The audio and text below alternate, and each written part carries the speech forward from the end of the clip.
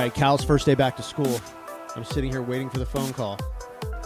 My phone just rang, and I'm like, are you kidding me? Yeah, I'm waiting for them to call and say he's mad, pick him up, but he wants out of here. Me too. And I'm like, geez, Yeah. do your job. Great, here we go. All right, the podcast real quick is brought to you by Tracy Slepcevic's new book, Warrior Mom, which is now available. It's 99 cents, the ebook. The ebook is now available. It's 99 cents until January the 14th. So if you're listening in real time, today is January the 10th, Tuesday. So you've got a few days, 99 cents wherever books are sold. Warrior Mom, it is her journey in healing her son with autism.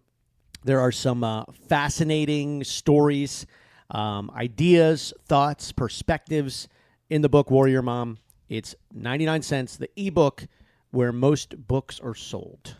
Also, Aspire Nutrition. Go to dailyautism.com. You could see the products that we use for Cal's autism tummy, the billions and billions of strains of probiotics. These are premium grade products. So Cal uses them, the multivitamins, and now the whole family's on them. Now, we just go through it like crazy. I know. We need the orange stuff. We need the orange stuff. Yeah, we do need the orange stuff. Omega 369. Yeah, the omegas. We know it all by the labels now. I need the blue stuff. No, I need my orange stuff. I need the red stuff. But it's really good. It's really, really great products. This is not grocery store stuff. These are premium products. Aspire Nutrition. Go to dailyautism.com. You can click the link and see the products that we use. All right. So right now, Cal's back at school. You're waiting to get the phone call. Like I can just tell you're waiting to get the call. I am. And this really makes it hard to work, by the way. How do people work and do all this stuff? I mean, luckily my job's flexible, you know? Yeah. I was talking about that the other day on LinkedIn. I was like, man, I feel really, really bad. Legitimately feel bad. A lot of people say that. Oh, I feel bad. You don't really feel bad. You're just saying you feel bad. Yeah. But real things in life that you feel bad, kind of like the pit of the stomach feeling, people who get this diagnosis and then they have to figure out a way to pivot. So many either lose their jobs or just have to leave their jobs. And then you get into you get into what's called the figure it out stage, which is a long and painful stage at times. Yeah. Figure it out. We're still figuring it out. Yeah, basically you wake up every morning and it's I have a loose plan, and then you've got to go and just attack it. It's yeah, our day never goes as planned. No. That's why you can't have a super set plan. Yeah. Because you're basically saying, okay, this is exactly how the day is going to go. And I just start laughing. Okay. But yeah, we literally don't know what to expect today. And that's just how every day is. That's how every day is. Yesterday, great day. Up until about 7:30, 7:45. Just when the national championship kicked off. And then things started to get a little bit crazy. Yes, because there's not one day that's perfect. Yeah. So. But yesterday he started back at his therapy center. So he has all day therapy, 6 hours of therapy. And it was good. He had a good day. He had a good day. He was happy and skipping and smiling when I picked him up. He was. And then today he said, I don't like school. I'm not going to school. Oh, boy. And if he says it, he means it, right? It's just, he'll just kind of set the tone for you and then see your reaction of how, what your reaction is going to be. I was not reacting. Yeah. But it's, it is. I mean, everyone, in the special needs thing, it's unique, right? It's not like other situations where you sort of have an idea of how things are, how things are going. Somebody used the example the other day. I thought it was interesting, diabetes. Diabetes for people is pretty much the same across the board, right? And they weren't trying to say that autism is diabetes. What they were trying to say is when you deal with something, because you are dealing with something, right? You either understand it completely and what you have to do, checking your blood levels, eating certain foods at certain times, not being able to do this or do that. You know what I mean? That kind of stuff. It's routine. Right. This is you can't even use the word routine. I mean, you know what I mean? It's not even, I don't even know what the routine would be. Other than that, there isn't a routine. Yeah, what I say, there's not a clear pathway. Right. There's not you need to do this and this will help, or you need to do this. And, Yeah, it's no. It's like your blood sugar gets to a certain level, your glucose, and then you know what to do. And then you know what to do to keep it good. You know the diet you need to eat. And then as long as you do all that stuff, you're in pretty good shape. Yeah. You know, like that's kind of the plan for most people. I'm sure there's a couple of different, you know, whatever inside the world of diabetes. And that was just their example of you can have a plan for diabetes. Like you can have a plan. Mm-hmm. Probably the same too with like after having like a heart attack or something. Like you can have a plan of like, hey, if you do this, your heart will probably be protected and in pretty good shape. Well, so you just said heart attack. So it made me think of the Damar Hamlin incident. Yeah. And seeing a healthy person drop like that is now like in the back of my head with our kids with sports. So Tyler came home from wrestling yesterday and he's like all pale and flushed. Yeah. And then I'm worried about him because that just happened to a healthy person. It's scary. So what I was going to say is I'm always on the verge of tears. And then Tyler's like working himself to death with wrestling. So I talk about it last night with him and then I start crying at 10 o'clock at night because I always have the tears in the back of my eyes and then I'm worried about him. Well, he pushes himself too hard. I know, and he likes it, but I'm just like, I'm worried about you because the coaches are pushing you, you're pushing yourself too hard, and I don't want something to happen to you.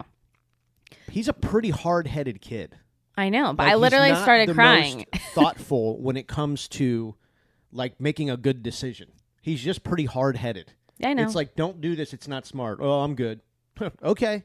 I mean, you know, it's just, that's DNA. Like, I know. He will not put thought into things like with that. Well, he did take it in because I was crying. He took it in, but he's not going to do anything about it. I'm just telling you. Like, well, that's fine. That's fine.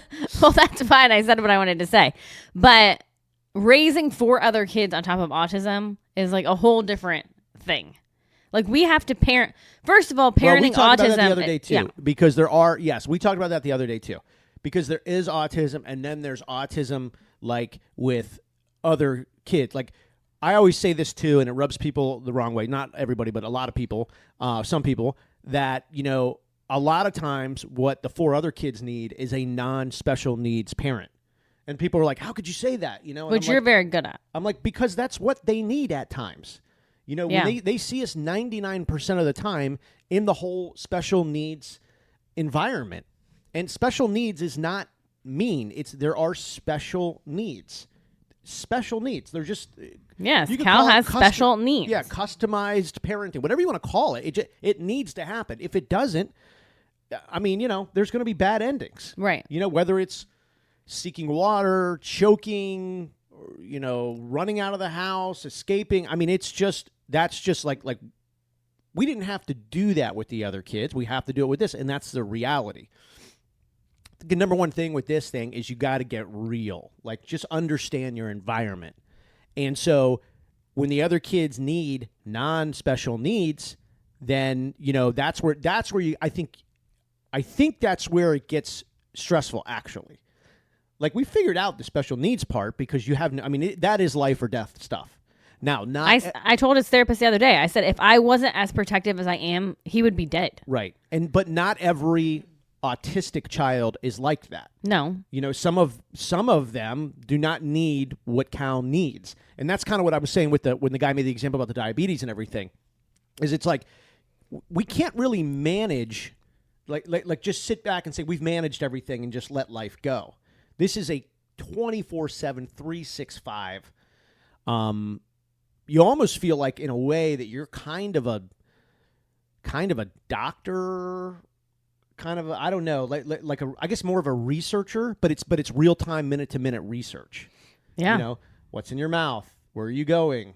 I mean, it's bam, bam, bam, bam, bam. We're bam. literally on guard all the time. Yeah. I can't imagine if we didn't have locks on the door, if we didn't have gates and barriers that he couldn't get through, like that he could get through. Like, if he had free range of the house, he would elope. I mean, he would leave. You know what I mean? Yeah. That's the thing too. It's like you don't just change like your time and your parenting.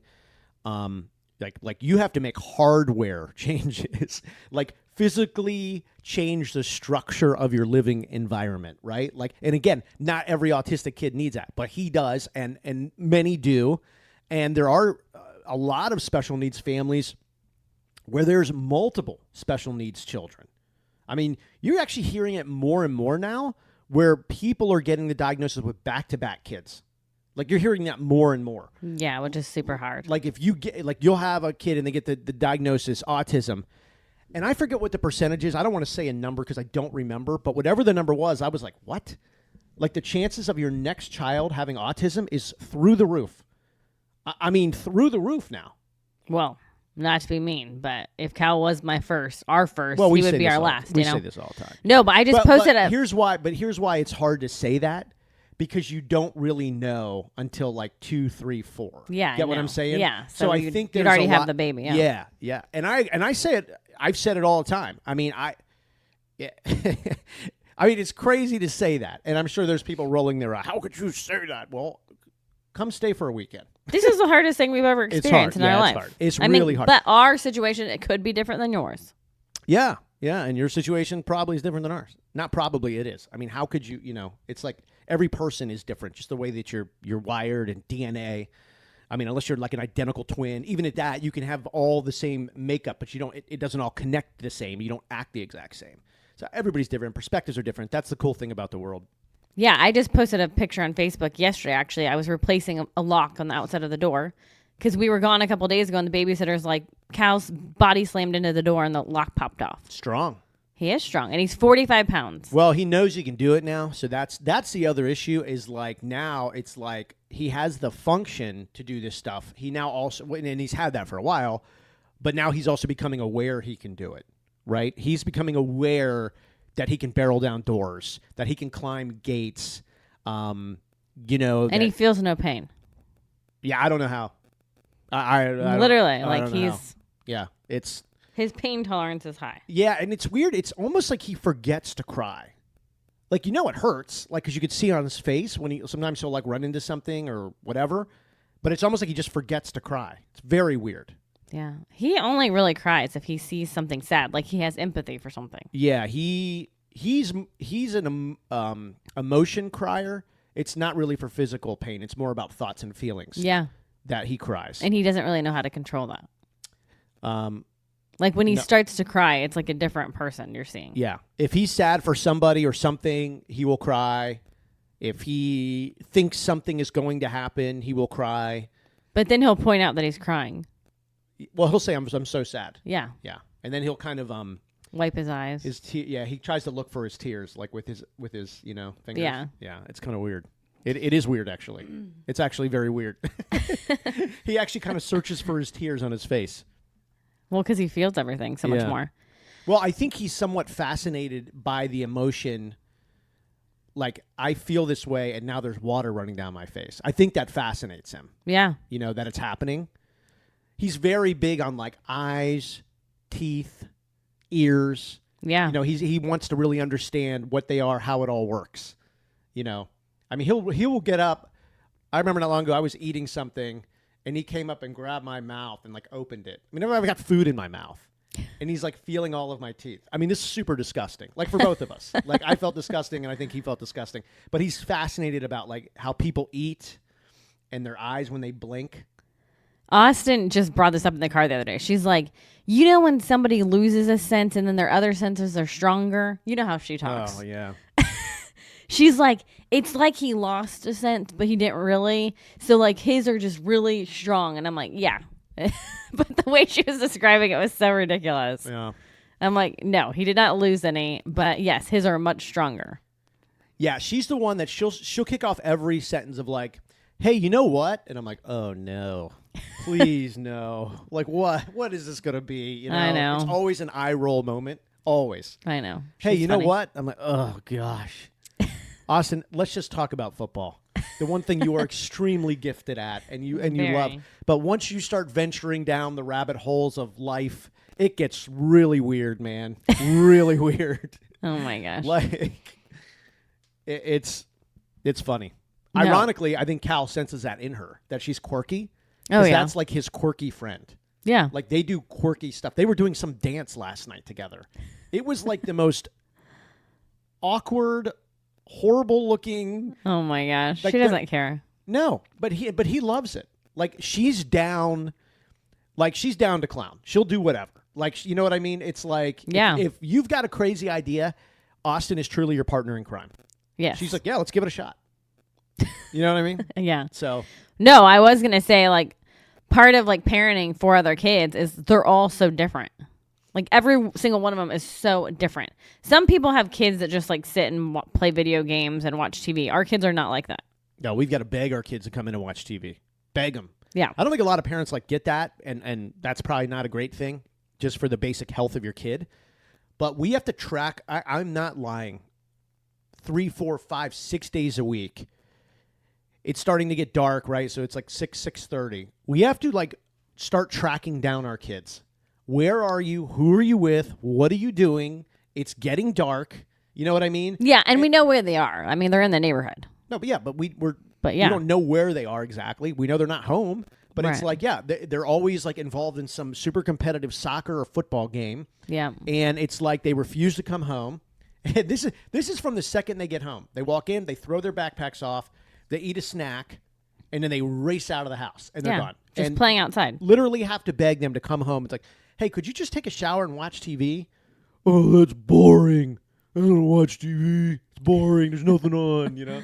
I know. And it's like, which is a really good thing because, like, a lot of kids, unfortunately, are, you know, hey, sit here and watch TV. You know, Right. and parents have to beg them to go outside, and they don't want to go. But, yeah, that's different for our kids. It's like our kids would play multiple leagues in multiple seasons throughout the year. Yeah. Like, even what they do now, you know, all the football, all the baseball, all the wrestling, like, it's for them still not enough. Well, Charlie just said she wants to add in track, but it's going to overlap with flag football. Track? She said she wants to.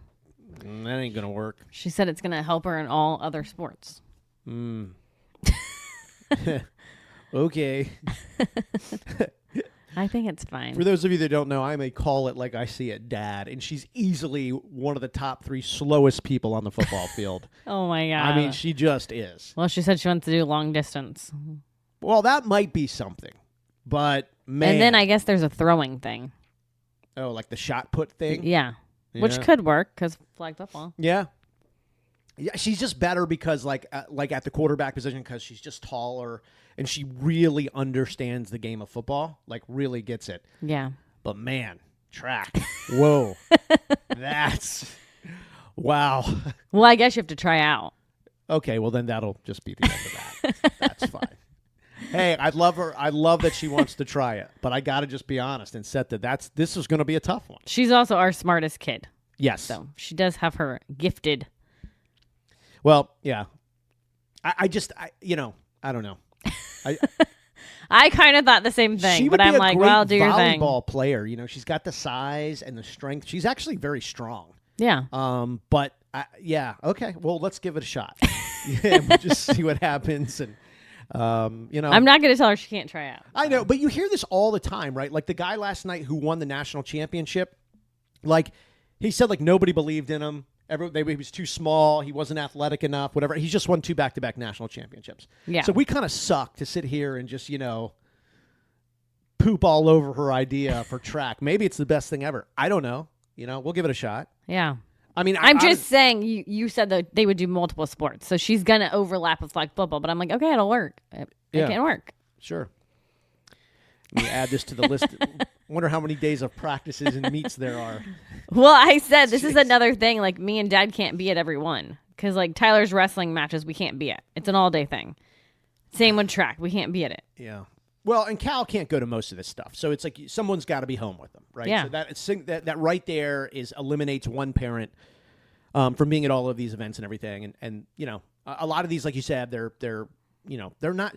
You know, that's the thing. Like these events anymore, they're not. You're there for an hour. I mean, there's practices and meetings ahead of time. There's post meetings. You know. Yeah. The time to travel and everything. It's not. I mean, it's different. It's just different, and yeah, it makes it tough, man. There's no doubt about it. Track. It's just imagining that, and I'm like, gosh, damn it. She doesn't even really like to run. I was surprised. Her friends must be doing it. Oh yeah, that's what I think. Yeah. Yeah, that's what I think's going on exactly. But Which this is cool. is like middle school. You start trying out for sports, and you're either going to make it or you're not. Yeah. So, well, I'm proud that at least, she wants to increase the competitive activities, yeah. right? Like, it's one thing I tell my kids all the time, like the competitive thing is so important in life. Like you have to stay competitive, and not really with other people. It's more about yourself. Yeah. Like how to be competitive with yourself. And that right there is the game when you get up in life. I think the rule of the game is be competitive with yourself.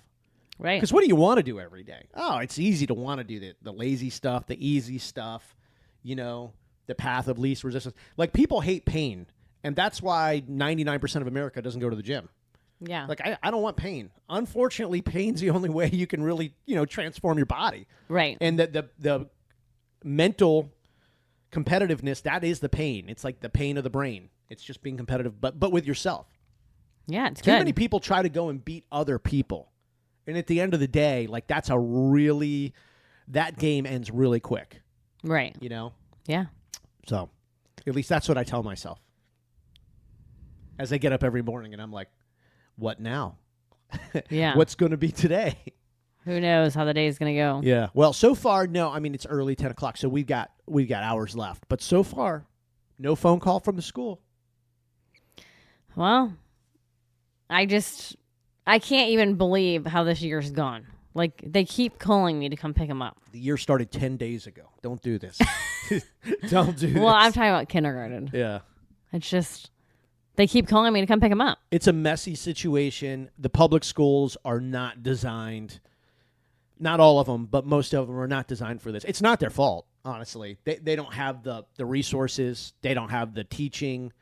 You can't take that extra 8-week course and get that certificate and all of a sudden be able to deal with this. That's a joke. Well, you say you have an ASD program, and all it is putting autistic kids in the same classroom. Yeah, That's it. Yeah, that is it. That's not really a program. That's a room. They should say we have an ASD room. Yes. We have a room. For each grade level. Yeah, they have a room. But like I said, congratulations, you suck. It's not really their fault though. Like they just don't have the resources, the understanding. Yeah. But I mean, the way you deal with it is another way. I mean, this place, I think the people, like the boots on the ground are great, but more the upper level, not great. Not great at all. Maybe just sort of good, not really good. Just, sucks. Fine for typical kids. Yeah. Yeah. That's But that's, and that's the thing. Like, I think, it's going to be interesting, like in 20, 25 years, just because of the rates of autism, it can't look like this anymore. Like this design won't work.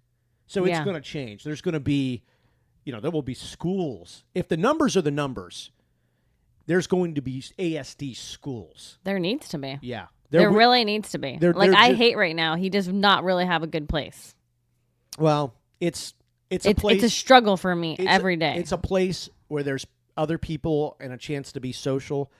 But yeah, as far as like helping, to gain or maintain function, yeah, it's just not there, But I mean, it's going to be crazy in 20 years to see what it looks like. Just because the rates, I mean, I laugh because it's like, it's so undeniable. Like if you're just a fan of numbers, which I'm not, but you can't deny if you just do the numbers in 2 decades, what it will look like. Like you almost are like, you need to be building these schools now. Yeah. Like you need to be breaking ground now because just do like the 8-year math. I think I did this the other day. Just do the 8-year math. Like it's just going to be spilling over. I mean, it's undeniable. Like it's going to be spilling over. And what's going to happen is the parents of the non-special needs kids, I think that's actually what's going to do it. They're going to go, hey, you guys picking up my kids from school. What's going on here? Yeah. What's going on? Like what is all this about? Right. It's like, oh, well, these are all the kids in your community that are on the spectrum. And the parents will be like, really? Really? Yeah, it's like, true. Are you busing these kids? No, these are kids that live in your community. Right. That many kids, I'm telling you, that's what's going to happen. And then and right now there's 1 kindergarten classroom and there's 10 ASD kids. Yeah. That number's going to grow. Oh, of course. Yeah. Yeah, and there's at least double that kids that should be in there. Oh, yeah. But the parents either don't know or are ignoring it. Right. Because I've actually heard, stories of teachers trying to convince the parents, but you got to be really careful when you do this. Like, your kid needs an IEP. Right. And the parents don't want to hear it. Well, Cal's not at his zone school. If he was at the school he's zoned for, they would have called me and told me we can't handle this. There's no way he could be at that school. How could he function in that school? They couldn't. But see, but that's when the scary thing is of like eloping and stuff. Yeah, that's what I'm trying to say though. Like, eventually the zoned schools are going to get like, there's going to be so many cows in there, and parents are going to be like, what's going on? Yeah. What is this kid doing? Right. And the teacher's going to be like, there's nothing I can do. It's public school. We got to facilitate it. Right. So then I don't know like what's going to happen. Like, resource officers are going to get involved. There's like one for every school. So that ain't going to cut it. You're not going to be able to hire all these aides or bring therapists in because the principals, for whatever reason, are stupid reasons. Well, there are no reasons, so that is stupid. They don't let the ABA therapist in, which would help everyone. Everybody, but for some reason they don't want to do it. So it's like all this just goes down to the road of like, it's like anything else. There's got to be like a boom moment, right? Yeah. There's got to be a boom. And then people go, okay, we can't do this anymore. We got to find a better way. And there's private facilities and stuff. If you've got an extra $150,000 a year laying around, it's like, good luck. It's just, I mean, what they ask these parents to do, just to get that, it's great. Or, go stand in line for a scholarship for 6 years. Right. And the, 3 months of paperwork, which is all the same. All the same. Yeah. We're in this, like, I actually can't imagine the parents that, are 20 years ahead of us and what they had to go through. Because 20 years ago, it was like ignored. Oh, yeah. Like, they didn't want to acknowledge it, Yeah. Back then, like, it wasn't even that long ago. Man, I mean, I've read things where the schools are actually blaming the parents. Do you work with your kid at home? Yeah. Like, do your kids have rules? You know what I mean? Yeah, yeah. Like, it was just so ignorant, and and all that they had to go through but then that there wasn't really resources for therapies and stuff like that, or counseling or anything. Crazy. Yeah, you didn't even hear about autism. No, and when you did, it was like. And now you're hearing about it a lot. Yeah. You heard about it more too, and now it's become one of those issues where as soon as somebody says it, you can feel the tension in the room.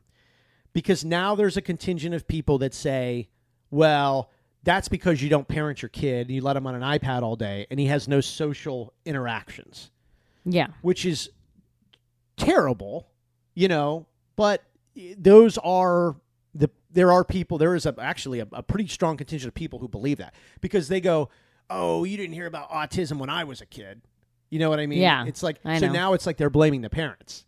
The reason why you didn't hear about autism is what they say is because our parents made us go outside and sleep in the woods.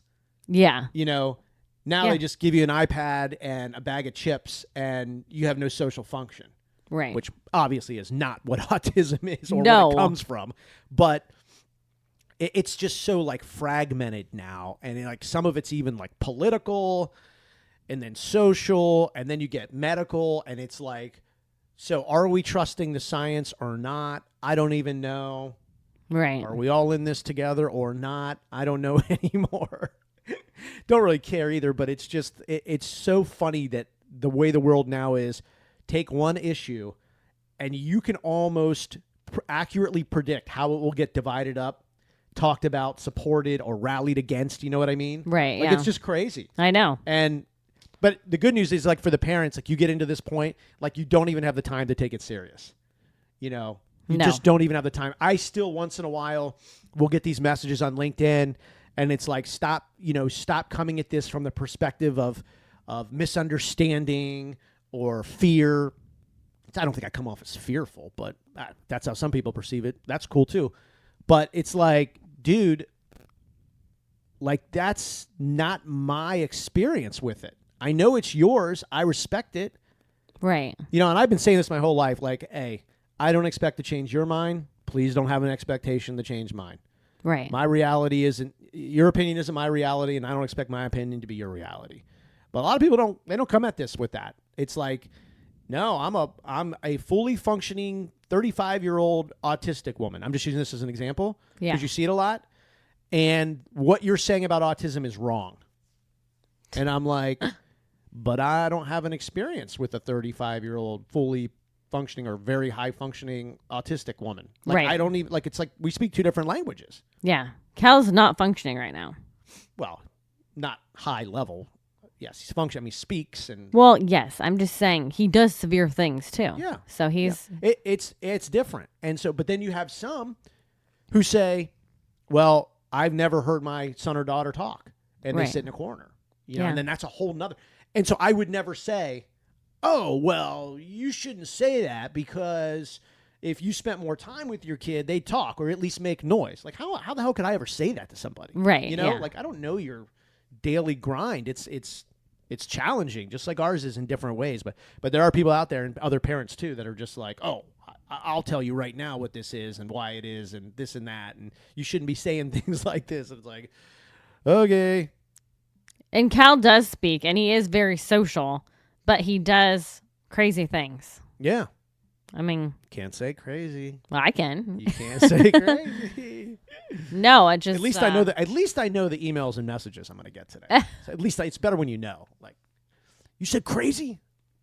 Yeah, go look up crazy. It's just erratic. It's unpredictable. It's crazy, man. It's crazy. All right. What are we doing today? I got to work out. Okay. Home workout or gym workout? Home workout. I'm going to the gym tomorrow. I think I'm going to go to the gym. Yeah. I think I'm going to go lift some heavy weights. Sounds good. I'm getting back into the gym a little more lately. You know, the gym shut down for like, I don't know, 6 months during COVID. And then they opened up, and then they sort of shut down again. And I got really frustrated. I'm like, this is annoying. And by the way, it's probably the one place that should have been open. You know, like, stay healthy. Like, let's get healthy. And I get if you wanted to cut down, like, the amount of people in there or whatever, if people are coughing. Like, they were doing temperature checks, which I thought was great. Like, why did that go away? I actually never want to be working out next to somebody who has a fever, ever. Like, even before COVID. Like, you have the flu, you have strep throat, you have pneumonia. And I don't want you next to me breathing hard. Yeah, that is weird. Yeah, it's nothing to do with I mean, it's just COVID. It's just another one of the viruses. I don't. Anyway, so they were doing the temperature checks, and I was like, this is great. You know, like, I actually saw them make a guy leave once. Oh, wow. Yeah. And he didn't look good, by the way. Like, I remember him walking in, and I kind of go, this guy doesn't look good. They checked it twice. Wow. And they literally pointed at the door. He had to leave. Oh, my God. Yeah, and they sprayed the door down and everything. And I'm like, well, that's great. Yeah. Because I don't care if you have influenza A, B, or whatever else. Like, you shouldn't be in there. Right. Like, yeah. But then they stopped the temperature checks. Yeah, they should just do that everywhere. I think that's a great thing. Yeah. Also, you should know if you have a fever. Like, something could be wrong with you. Yeah. Like, you need to get, like, if you feel good and you have a high fever, that's a big problem. Yeah. Like, if there are people that have, like, don't feel their fevers, that's not good. You've got some underlying stuff. It's not good. Yeah. All right. Enough about the gym and fevers and temperature checks. All right, let's do our day.